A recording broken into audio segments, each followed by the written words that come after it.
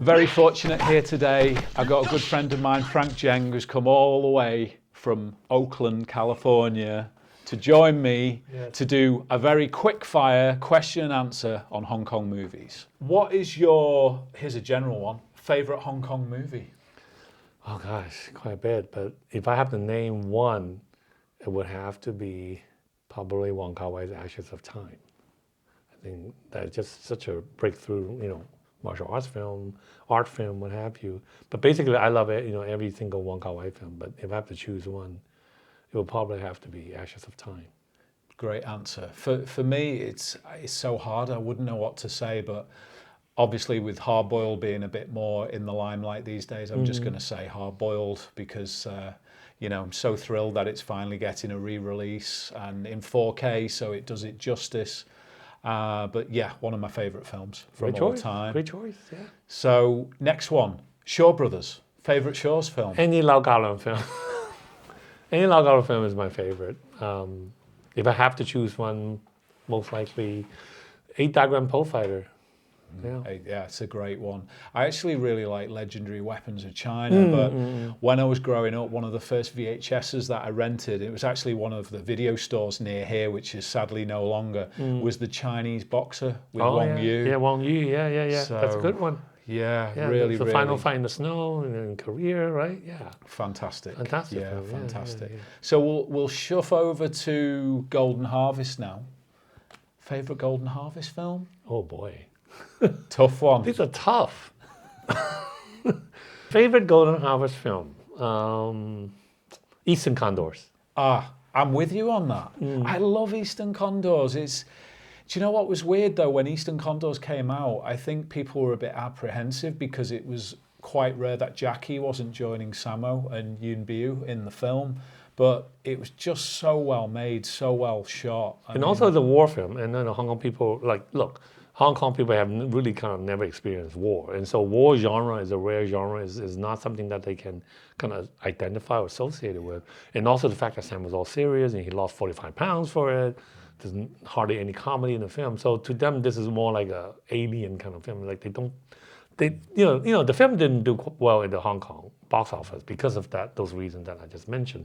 But to me, it's probably his masterpiece. No doubt about it. Yeah. So I heard a rumor that Sammo used to put a padlock, someone used to put a chain around the fridge so Sammo couldn't get in the fridge to get food. Well, I don't know if that was true or not, but I'll believe it. Yeah, I believe it. I've heard that, hopefully from a very reliable source. So there you go. One way to keep him trim. Probably George Godensi with it. Keep him slim for the movie. There you go. Incredible action. So obviously in terms of, let's move on to say the 80s. Do you have a favourite 80s movie from Hong Kong? The Legend of Wisely is actually one of my favorites. Because Hong Kong is not known for sci-fi, because we don't have a good sci-fi foundation like in the West. We don't have TV series like in Outer Limits, Twilight Zone, Star Trek. Ironically, Star Trek is actually shown on television in Hong Kong in the 70s, but still, I grew up loving sci-fi, and so to have such an ambitious film, also based on this novel series, the Wisely novel series, which I love. And sadly, I don't think any of the Wisely novels has been translated into English, but to have one of my favorite sci-fi novel series being adapted into film, because the film itself is actually not based on any particular novel. It's based on the character, the Wisely character, Joey Wang's character. They're all in, the Joey Wang's, the wife's character, T. Long's character. They're in the novel, but that story of the dragon, the spaceship, that's not in the novel. It was kind of like inspired by the novel. So to be able to see a film like this made with such ambition and scale was very impressive. And so. Yeah, I mean, I absolutely love that film. Yeah, great film. And in England, it was called Legend of the Golden Pearl. They released it on VHS. So I had a bit of a retitle. And obviously, they were trying to play more into the Indiana Jones style with the artwork on the cover. But still a very iconic movie. Also, the film that almost killed Sammo because of the mountain sickness that he got from shooting in Nepal. So I still remember, after he finished shooting the film, went back to Hong Kong, he started suffering from mountain sickness. It took more than a year for him to recover. And when he was still in his recovery stage, he actually went on TVB to present an award to, presented an award to like at a records award, and he looked terrible. He's like his response is all delayed. He's like slow to respond. He's almost like a totally different person, and people were all worried. But luckily, he fully recovered, and he's still singing now. It's 2025. He did a concert in Hong Kong just a few months ago. Yeah, he looks great. I saw some of the pictures of him on Facebook, and he looks as young as ever. So yeah, he's aging very well. I'm jealous. But yeah, in terms of 80s, I mean, Sammo, he had a couple of great films in the 80s. Obviously, Encounter the Spooky Kind 2 and Pedicab Driver. Pedicab Driver, where he obviously that iconic fight with Lau Gar Lung, which was just an incredible fight scene to watch. I think it's still regarded as one of the best fights. The pole fight he had, and obviously the end sequence with Billy Chow. Oh yeah. I love that kick he does at the end where he does that spin and it's like a reverse bicycle kick into Billy Chow's face. So some great stuff. And also Donnie was coming out within the Line of Duty 4 in the late 80s. Right, Tiger Cage. And Tiger Cage, so D&B films, maybe we should talk a bit about D&B. Yeah, D&B Film was a great studio. They catered to the so-called yuppie audiences, a combination of artsy films and also action films like the Black Cat series and like An Autumn's Tale. So yeah, it's sad to see it go. They were also the like one of the only. I mean, they were also the main Hong Kong film studio that kind of like advocated Sing Sound, right? For prior to that, it was mostly the Cantonese black and white film. They were all shot in Sing Sound, and then later on, to cater to all the different markets, they started shooting films silently and dubbed in different languages. But it was D&B Films that really kind of brought back Sing Sound. And I still remember, like one of the first Sing Sound films was the Hearts to Hearts comedy with George Lam and Vivian Chow and Dudu Chan, and you watch them saying their dialogue, and you can sense how uncomfortable they were with the Sing Sound because they're not used to it. But then, of course, D&B insisted on doing Sing Sound, and so by the time you get to like the later film, it was like, this is how it should be. Yeah, definitely. I think it was an important transition, obviously, for the Hong Kong film industry to make. But also at the time, I remember renting, obviously, a lot of VCDs, VHS, and you could hear the sound in the background of the Hong Kong busy streets and the noise, and it was something you had to slowly get used to because you were so used to the soundtrack being so clean. Exactly, because they're all done in the studio, and so you have this hollow ambience, when they speak. But of course, they also explore different genre where obviously the studio was just focusing on action or comedy or horror. They were doing artsy fare like Hong Kong 1941, Dream Lovers, and Autumn's Tale. Yeah. So that I think D&B films really had a significant part in Hong Kong cinema history. Definitely. And then obviously as the 80s disappeared, we went into the 90s with obviously John Woo had already done A Better Tomorrow 2, just done The Killer in '89, which was a super iconic film, still is today, and obviously went on to do Bullet in the Head and Hard Boiled, and great news that all these films are suddenly now going to get the releases that they deserve. But I mean, that was just a special time for Hong Kong cinema. It was a special time. It was also, that was a time when a lot of films started, exploring the theme of anxiety over the handover, like films like Bullet in the Head, and also like Chinese Ghost Story, which was really kind of like, Chinese Ghost Story 2, which was really kind of Choi Hak's way of talking about his own feelings about the Tiananmen incident and all that. So you start seeing a lot of political, undertones seeping into like swordplay film. You look at Swordplay 2, Swordsman 2, East is Red. You have a lot of political undertone in these films that are really a reflection, even in the horror film like The Cat.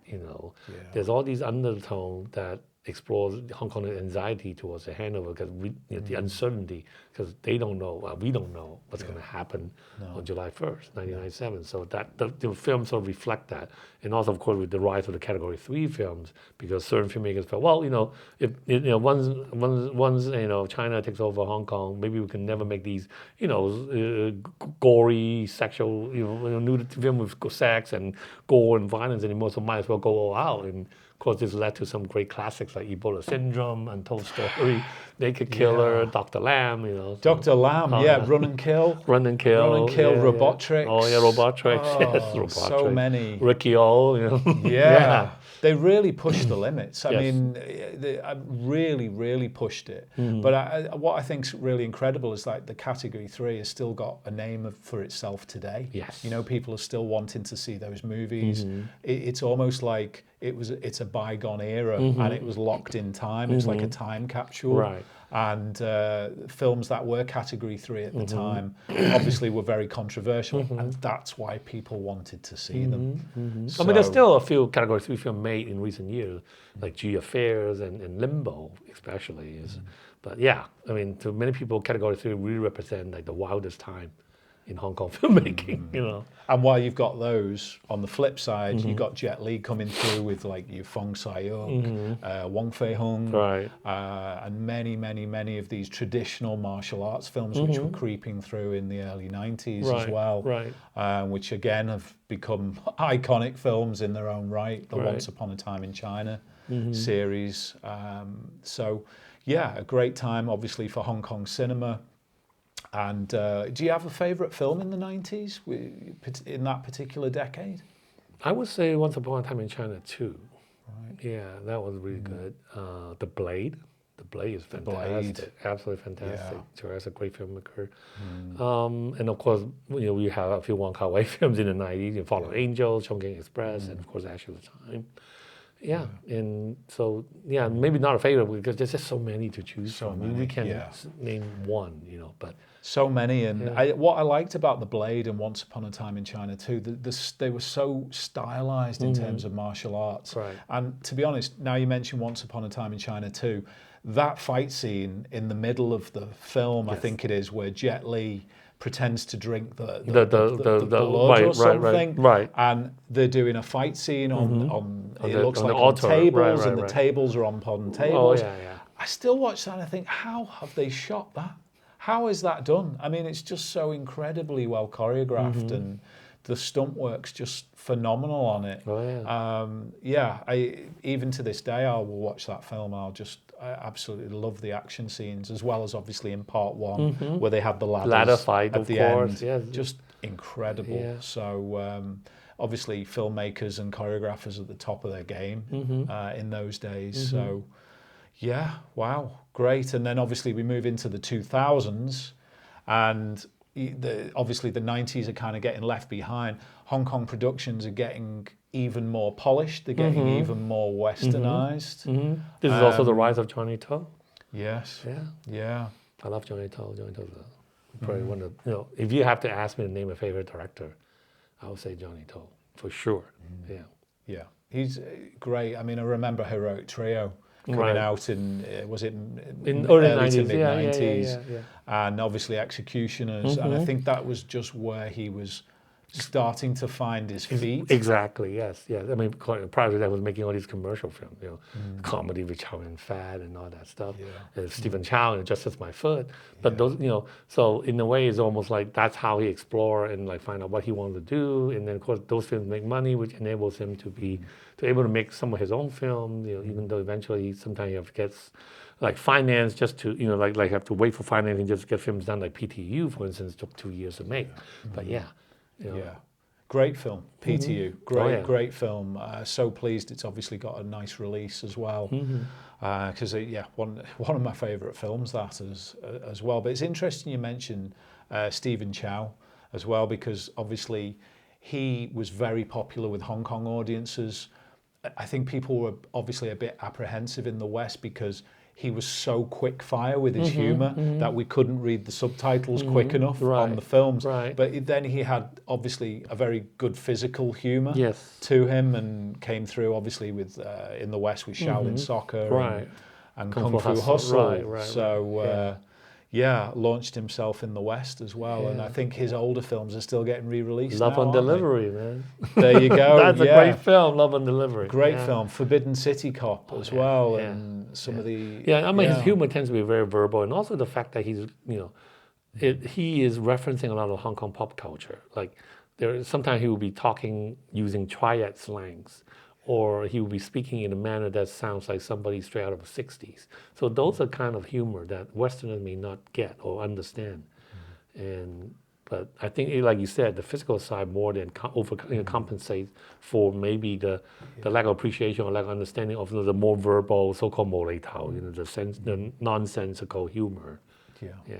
Well, it's great as well because obviously you continued making films like Election, Johnnie. Oh yeah. Obviously a sequel to that, and these days, obviously as Hong Kong cinema is today, we've got the likes of obviously Donnie Yen still flying the flag, Jackie's still making movies. So, some of the golden era stars are still around, but it'd be nice, obviously, if there's a new crop coming through to obviously take over the mantle of what some of the stars of yesterday have obviously installed for them. So, well, that's the issue, isn't it? That's the problem. We don't have successors. We're still watching films made by Andy Lau, Donnie Yen. They're all in the 60s now. So, but who's going to take over? Who has the star power to take over these iconic Hong Kong actors? I think we're still looking for them. Yeah, it's great with great difficulty, isn't it? Because it's almost like we had an era of all these martial artists and action stars, even like the likes of Wu Jing coming through. Right. I'm actually a big fan of Max Zhang. I think he was, is great. He's done some really good films. Master Z. Is it, which I thought was a really, really good film. I thought he does some great fight scenes. But like you say, we need a new crop coming through, don't we? We need some young talent coming through that they could work with this golden generation and hopefully bring them through and start making some good action movies. So, well, thank you for joining me. It was nice to have a great chat about Hong Kong films. Yeah, finally get to meet you in person. Yeah, definitely. And you'd be welcome back anytime. Oh, don't I would worry. love to. Okay, awesome. Definitely. Great. Hope you have obviously a great time doing the Shout Factory releases. I'm very much looking forward to them myself, and obviously any more Shaw's titles that are going to appear. Yeah, I do want to give a quick shout out to, obviously Shout is a big project, so I'm not the only one who's doing all this work. I also want to give a shout out to Brandon Bentley. Brandon Bentley did a lot of restoring, also Callum Waddell, and Callum Waddell really kind of organizes all these interviews for us, and of course Naomi Howell, who did the editing on most of them. She did a fantastic job on. But yeah, we try to make these the best presentation we can. On these Shout Factory Cinema City title with as many talents as we can possibly get. Yeah, definitely. Yeah. I'm sure all the fans are eagerly waiting for them. And it's going to be very exciting times to be a Hong Kong movie fan. Oh yeah, and there'll be more exciting titles to come in next year. Yeah, looking forward to it. Yeah. Nice one, great stuff. Thanks so much for joining us. Yeah, definitely, and hopefully see you soon. Sure. Nice one. Likewise. Take care.